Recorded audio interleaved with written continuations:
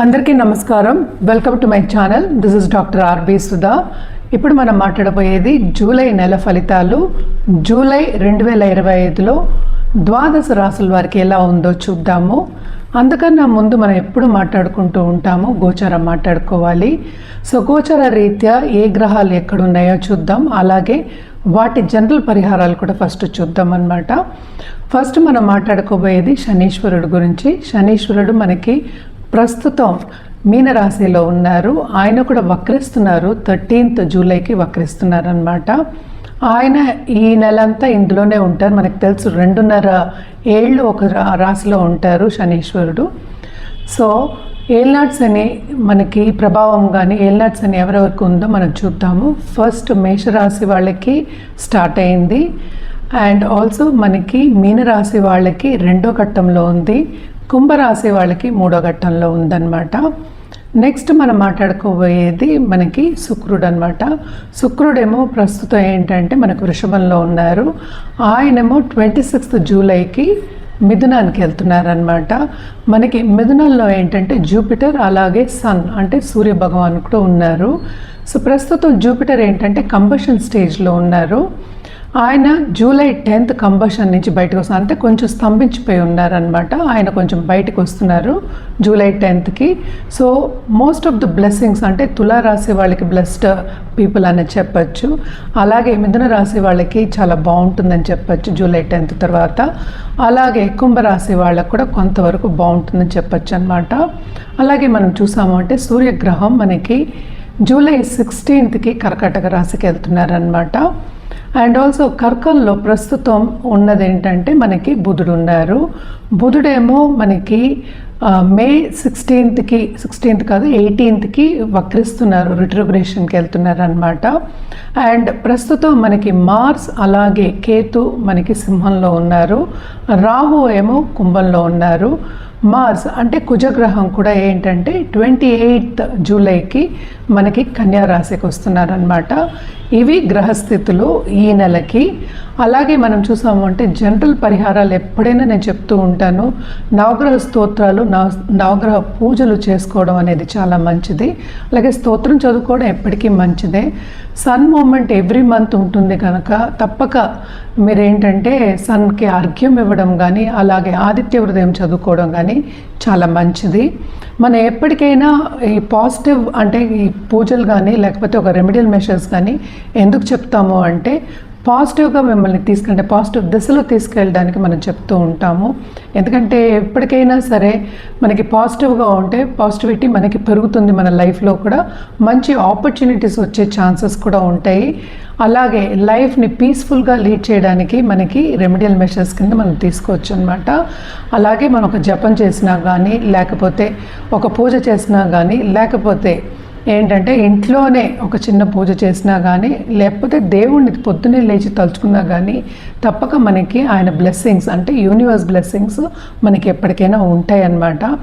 And also అందరూ కలిసి చేశారు అనుకుంటే కనుక మనకి కమ్యూనిటీ కానీ ఈ దేశం కానీ లేకపోతే ఈ లోకం కానీ ఎలివేట్ చేయడానికి పాజిటివ్ ఎనర్జీ పైనుంచి మనకి యూనివర్స్ నుంచి రావడానికి మనకి ఆస్కారం ఉంటుందన్నమాట. అందుకని ఎప్పటికైనా రెమెడియల్ మెషర్స్ నిత్యం చేయమని చెప్తూ ఉంటాము.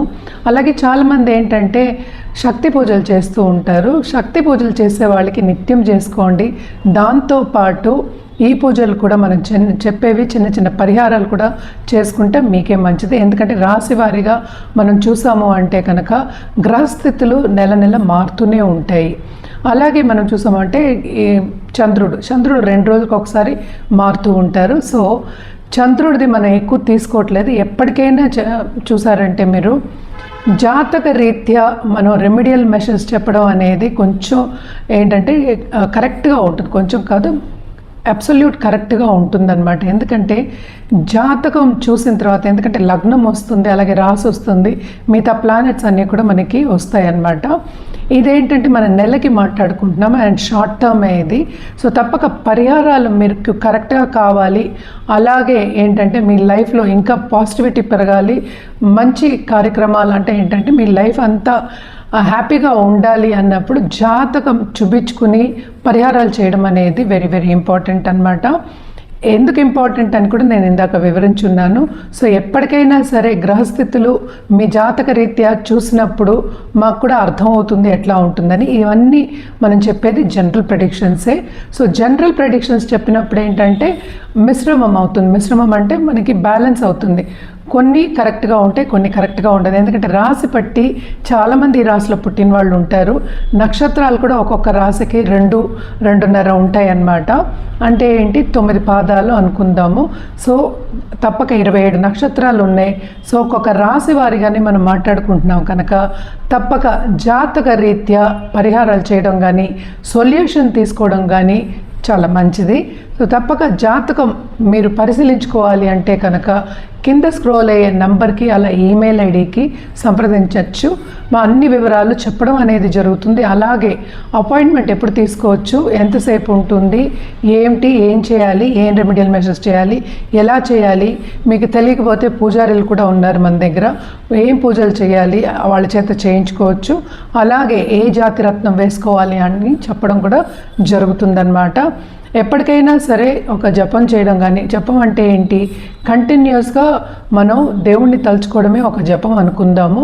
సో జపం చేసిన వాళ్ళకి కానీ లేకపోతే శాక్త పూజలు చేసిన వాళ్ళకి కానీ తప్పక ఏంటంటే life to a certain extent ఏంటంటే పాజిటివ్గా ఉంటుంది. వాళ్ళకి ఏదైనా వచ్చినా కూడా, కష్టం వచ్చినా కూడా వాళ్ళ ఏంటంటే మనస్తత్వం అనేది, మెంటల్ యాప్టిట్యూడ్ అనేది, మెంటల్ స్ట్రెంగ్త్ అనేది ఎక్కువ ఉంటుంది కనుక ఈజీగా వాళ్ళకి లైఫ్ అనేది సాగుతూ ఉంటుంది. తప్పక హ్యాపీనెస్ కూడా వాళ్ళకి చేకూరుతుంది అనమాట. ఇవన్నీ మనం చేసుకోవచ్చు. ఏమేమి చేయాలి ద్వాదశ రాశి వారికి జూలైలో రెమెడియల్ మెషర్స్ అండ్ ఆల్సో ఏంటంటే ఎలా ఉన్నాయి ఈ రాశుల వారికి అనేది చూద్దాం. మనం ఇప్పుడు మాట్లాడుకోబోయేది వృశ్చిక రాశి వాళ్ళ గురించి. వృశ్చిక రాశికి మనం చూసామంటే మిశ్రమ ఫలితాలు అని ఘోషిస్తున్నాయి అన్నమాట. ఎందుకంటే ఈ రాశికి అధిపతి ఏమో కేతుతో ఉన్నారు, అది 10వ ఇంట్లో ఉన్నారు. సో ఇప్పుడు 11వ ఇంట్లోకి వస్తారు. So towards end of this month వీళ్ళకి చాలా బాగుంటుంది. అంతవరకు కొంచెం ఓపిక పట్టడం అనేది మంచిదన్నమాట. 7th ఇప్పుడు వీనస్ ఉన్నారు. నేను ఇందాక చెప్పినట్టు 7th వీనస్ ఉన్నప్పటికీ వీళ్ళకి దాంపత్య జీవితంలో కొంతవరకు అనుకూల పరిస్థితి అనేది నెలకొంటుంది. అలాగే కొత్తగా పెళ్ళైన వాళ్ళకి కానీ, ఇప్పుడే దాంపత్య జీవనం స్టార్ట్ చేసిన వాళ్ళందరికీ కానీ ముందుకి సాగే ఛాన్సెస్ ఎక్కువ కనిపిస్తున్నాయి. అందరూ సహకరిస్తారు, సపోర్ట్ అనేది కొంచెం ఎక్కువ కనిపిస్తుంది అనమాట. సో మిశ్రమ ఫలితాలు ఘోషిస్తున్నాయని ఎందుకు చెప్తున్నాను అంటే, ఇప్పుడు శని గ్రహం మనం చూసాము అంటే వక్రిస్తున్నాడు అనమాట. ఆయనేమో 3rd and 4th లార్డ్ అయ్యాడు, 5th ఉన్నారు. సో కొంతవరకు ఏంటంటే లక్ అనేది అంత ఫేవరబుల్ లేదనమాట. చదివే వాళ్ళకి, స్టూడెంట్స్కి చాలా బాగుంది. అలాగే దాంపత్య జీవితంలో అనుకూల పరిస్థితి ఉంది. అలాగే మనం చూసాము అంటే కనుక 5th లార్డ్ మనకి 8th పడ్డాడు కనుక కొంతవరకు పిల్లల మీద ఖర్చు పెట్టడం, వాళ్ళని కనిపెట్టుకుంటూ ఉండడం, వాళ్ళు అంటే ఏంటి మన అనుకున్న దానికన్నా కొంచెం తక్కువ స్థితిలో ఉండడం అనేది కనిపిస్తుంది. తక్కువ స్థితి అంటే వాళ్ళ సరిగ్గా చదవకపోవడం కానీ, ధ్యాస పెట్టడం కానీ ఇవన్నీ కనిపిస్తున్నాయి అన్నమాట. డైవర్షన్స్కి ఎక్కువ వాళ్ళు మక్కువ చూపిస్తారు అనేది చెప్పడం జరుగుతుందన్నమాట. వాళ్ళ మీద అయితే తప్పక ఖర్చులు అనేవి చాలా అధికం కనిపిస్తున్నాయి. అలాగే ఏంటంటే మనకి బిజినెస్ పీపుల్ కానీ, పాలిటిషియన్స్ కానీ ఈ రాశిలో ఉన్న వాళ్ళకి second half of this month కొంతవరకు చాలా బాగుందనే చెప్పాలన్నమాట. And also towards end of this month వీళ్ళకి డబ్బు వచ్చే సూచనలు, ఫైనాన్షియల్ స్టేటస్ ఇంప్రూవ్ అయ్యే సూచనలు బాగా కనిపిస్తున్నాయి. తప్పక ఈ నెల అంతా మన ప్రీవియస్ మంత్స్తో కంపేర్ చేస్తే బాగుంటుంది వృశ్చిక రాశి వాళ్ళకి అని చెప్పాలన్నమాట. అండ్ ఆల్సో ఏంటంటే హెల్త్ కూడా కొంతవరకు లాంగ్ టర్మ్గా హెల్త్ రీత్యా బాధపడే వాళ్ళు కానీ, లేకపోతే ఇప్పుడు కొంచెం నలతలు వచ్చి బాధపడే వాళ్ళందరికీ సొల్యూషన్ అనేది దొరుకుతుంది. తప్పక ఏంటంటే ఖర్చులైతే చాలా అధికం, శ్రమ కూడా కొంచెం అధికమే కనిపిస్తోంది. బట్ అప్పటికీను ఈ నెల అంతా కొంతవరకు వృశ్చిక రాశి వాళ్ళకి బాగుంటుంది అని చెప్పడం జరుగుతోంది. అండ్ ఆల్సో మనం చూసాము అంటే పరిహారాల విషయానికి వస్తే కనుక తప్పక కుజగ్రహానికి మనం కంటిన్యూస్గా జపం చేయడం మంచిది. అలాగే దానం ఇవ్వడం మంచిదన్నమాట. అండ్ ఆల్సో స్కందుడికి కానీ, సుబ్రహ్మణ్య స్వామికి కానీ తప్పక వెళ్ళి మంగళవారం పూజ చేయండి. అది లేని పక్షాన్ని దేవి పూజలు చేసే వాళ్ళందరూ తప్పక దుర్గాదేవికి పూజ చేయడం, నిత్యం పూజ చేయండి.